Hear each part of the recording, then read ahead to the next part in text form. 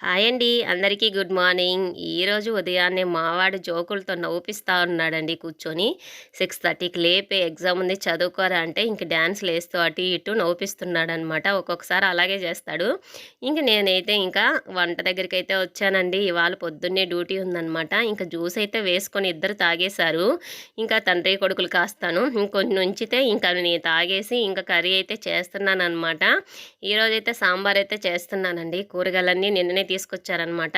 ఇంకా అవన్నీ వేసేసి ఒక్కొక్క కాయి ఇంకా చక్కగా సాంబార్ అయితే పెట్టేస్తున్నాను. లాస్ట్‌లో కన్నా ఫస్ట్ రోజు తెచ్చినప్పుడు సాంబార్ చేస్తే అన్ని వెజిటబుల్స్ ఉంటాయి కాబట్టి అన్నీ అదొక ముక్క, అదొక ముక్క వేసి చేసేయొచ్చనమాట. ఇక్కడ చూస్తున్నారా ఎలా డాన్స్ ఏసి నవ్విపిస్తున్నాడోను.